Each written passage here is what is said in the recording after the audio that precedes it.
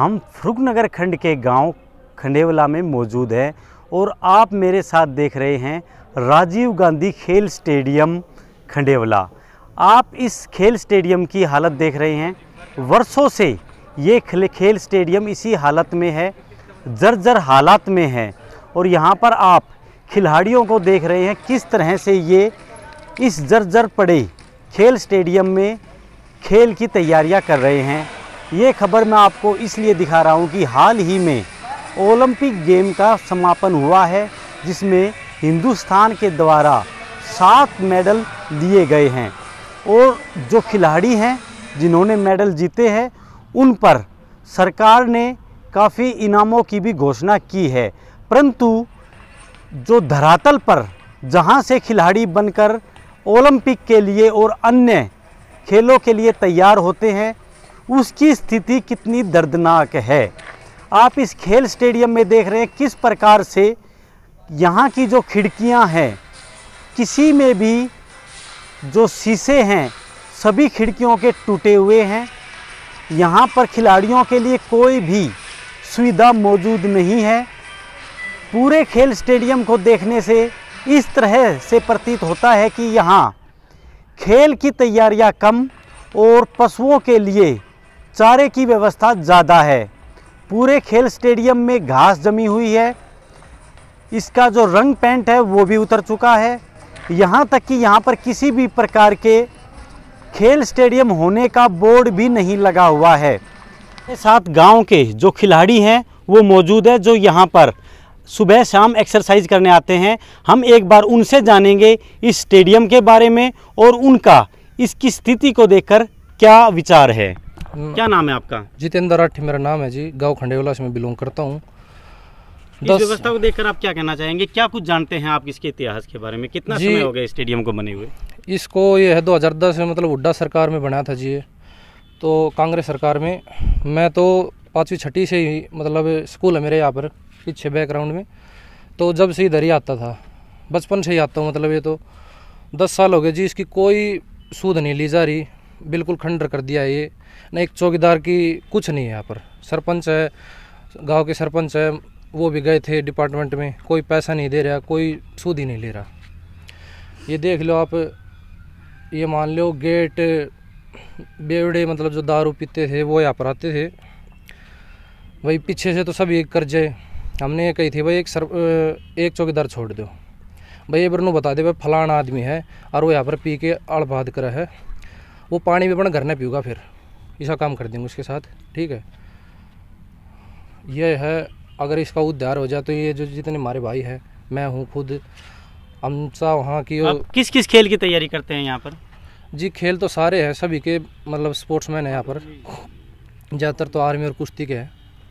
आपको क्या लगता है जब सरकार इनाम की घोषणाएं करती है, जिन्होंने मेडल जीता है, गोल्ड मेडल जीता है या कांस्य पदक जीता है, इस तरह से जो मेडल जीते हैं ओलंपिक में, तो आप लोग क्या समझते हैं, क्या वो तरीका सही है या धरातल पर जो आप देख रहे हैं वहाँ पर भी सरकार का काम होना चाहिए? जो फिजिकल ग्राउंड है उस पर सरकार को काम करना चाहिए। बढ़ने के बाद तो सभी पैसे से भरपूर सब कुछ मालामाल कर देंगे, लेकिन उनकी देखो जो घर से स्पोर्ट नहीं, जिनका कुछ भी खाने के लिए आज के टाइम इतनी महंगाई हो गई है कि काम ही चल रहा है बस, और कुछ नहीं है। स्पोर्ट्समैन की ज़िंदगी तो बहुत ही बेकार हो चुकी है कि है ना तो उनके पास अच्छी सुविधा है, ना ही ग्राउंड है, कुछ भी नहीं है। मेरी नज़र में तो सरकार नथिंग काम कर रही है।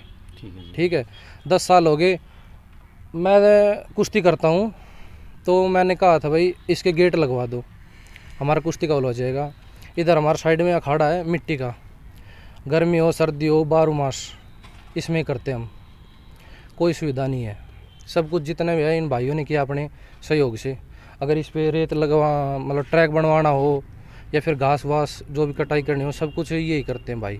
बहुत अच्छी बात है, कम से कम ये आपसी सहयोग से कुछ करने का विचार जरूर है। मैं आपसे एक बात और कहना चाहूँगा कि आप लोग लगभग काफ़ी सारे लोग 18 साल के हो गए होंगे या 18 साल के होने वाले हैं, और आप इस देश के नागरिक होने के नाते एक वोट भी हैं, या आपके परिवार है वो भी एक वोट है।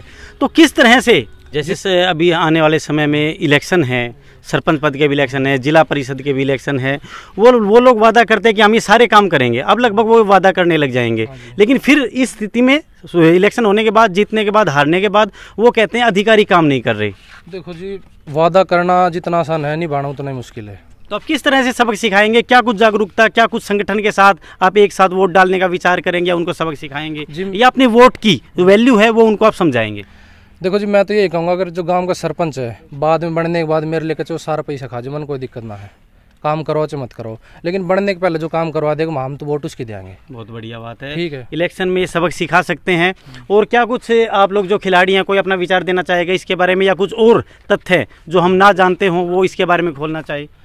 यही है जी कि बस ये सुविधा का अभाव है, नहीं तो हमारे सुविधा का अभाव है। और ये जो खेल स्टेडियम है ये बेवड़ों का अड्डा बन चुका है, ऐसा कुछ बताया है इन खिलाड़ियों ने। क्या कुछ? और यहाँ पे नेशनल और इंटरनेशनल स्तर के खिलाड़ी भी रहे। ये खुद जिला कुमार और केसरी है यहाँ पे, और जितेंद्र पहलवान है जो यहाँ से निकल के वर्ल्ड चैंपियनशिप के लिए क्वालिफाई किया था 2019 में, और अब कॉमनवेल्थ मेडल है उसका, गोल्ड मेडल। और अंकित है, राहुल है, और यहाँ से आर्मी के कम से कम नहीं तो 2-4-5 बच्चे आई साल लगते हैं, और 10-15 बच्चों का फिजिकल भी होता है। तो आप लोगों ने देखा खिलाड़ियों में, हमारे देश में हौसलों की और ताकत की कोई कमी नहीं है, लेकिन जो व्यवस्थाएं हैं उनकी वजह से इतना बड़ा देश होने के बावजूद भी हम सिर्फ 7 मेडल ही ले पाए हैं।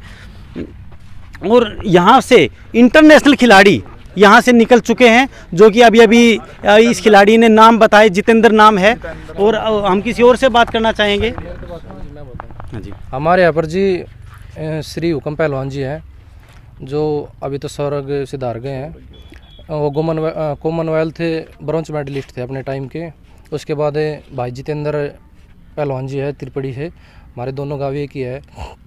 उन्होंने अभी हाल ही में वर्ल्ड चैंपियनशिप में भी गए थे, और इंटरनेशनल पहलवान है, बहुत ही अंतर्राष्ट्रीय बढ़िया पहलवान है।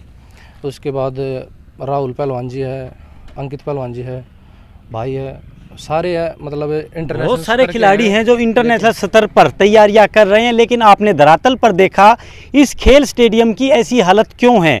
क्यों हमारे प्रशासनिक अधिकारी, क्यों छोटे स्तर से लेकर बड़े स्तर तक हमारे राजनेता इन व्यवस्थाओं पर ध्यान नहीं दे पाते? क्या मात्र गोल्ड मेडल या अन्य मेडल लाने के बावजूद के बाद ही उन पर ध्यान दिया जाएगा, या कोई ऐसी व्यवस्था, ऐसी स्थिति भी पैदा की जाएगी कि हमारा देश ज़्यादा से ज़्यादा मेडल जीतकर ला सके? जितेंद्र राठी जी, मैं आपसे पूछना चाहूँगा, ये सब होने के बावजूद आपने बहुत अच्छे मुद्दे बताए, आप लोग क्या चाहते हैं सरकार से? क्या मांग है आपकी? जी, हमारी तो यही मांग है कि सरकार जितना पैसा खिलाड़ियों को देती है, अगर उसका 50% भी आप ग्राउंड लेवल पे भी लगाए ना, तो आप तो ये मान लो 7 मेडल आए हैं, फिर 70 मेडल आ जाएंगे। ठीक है, सरकार को ये नहीं कहना पड़ेगा कि भाई इंडिया ओलंपिक में से गोल्ड मेडल नहीं लाता। ठीक है भाई, तो सभी खिलाड़ियों की एक साथ यही आवाज़ है कि जो पैसा है वो धरातल पर इस्तेमाल होना चाहिए। इस खेल स्टेडियम और इस समस्या को लेकर हमारे एक्सपर्ट आरटीआई कार्यकर्ता कुलदीप हमको बताएंगे इसके बारे में। ये आज हम खंडेवला गांव में आए थे, जहां एक खेल स्टेडियम बना है राजीव गांधी के नाम पे। तो इस स्टेडियम में ये जो समस्या है, ये समस्या होने का रीज़न ये है कि जो गांव में अक्सर स्टेडियम बनाए जाते हैं वो पंचायत से ज़मीन ले ली जाती है डोनेशन के ऊपर।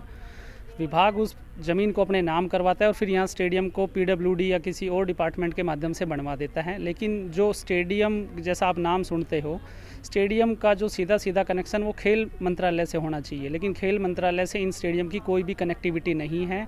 और उसी कनेक्टिविटी ना होने की अभाव में ही इसकी कंडीशन ऐसी हो जाती है। अगर इनकी कनेक्टिविटी खेल विभाग के हैंडओवर अगर इन स्टेडियमों को कर दिया जाए तो उनकी तरफ से यहाँ कोच निर्धारित होंगे, कुछ फंड इनके टाइम टू टाइम आएंगे। तो जैसे आपने हालत देखी इस सारे स्टेडियम की, इसमें बड़ी बड़ी घासें हैं, सारी जो अंदर के रूम है वो भी काफ़ी टूटे हुए हैं, और इवन इसमें कहीं भी पानी पीने की सुविधा भी नहीं है। तो सरकार को ये जितने भी स्टेडियम हैं इनको खेल मंत्रालय के अधीन इनको दे देना चाहिए, और जब खेल मंत्रालय इनकी रेख देख करेगा तो तभी यहाँ से अच्छे अच्छे खिलाड़ी निकलेंगे। क्योंकि यहाँ बहुत सारे खिलाड़ी हैं जो तैयारी कर रहे हैं, लेकिन वो बिना किसी डायरेक्शन के तैयारी कर रहे हैं अपने बिहाफ पर ही। अगर इस तरह की तैयारी, इनको एक अच्छा कोच मिल जाए तो ये तैयारी पहले स्टेट लेवल, फिर नेशनल लेवल और इंटरनेशनल लेवल तक ये खिलाड़ी पहुँच पाएंगे। तो मैं इसमें सरकार से यही अनुरोध करूंगा कि इनको खेल मंत्रालय के अधीन करके, और वो सुविधाएं इन सभी गाँव में, जितने भी गाँव में स्टेडियम है हरियाणा में, उनके अधीन करके यहाँ सारी सुविधाएं उपलब्ध करवानी चाहिए।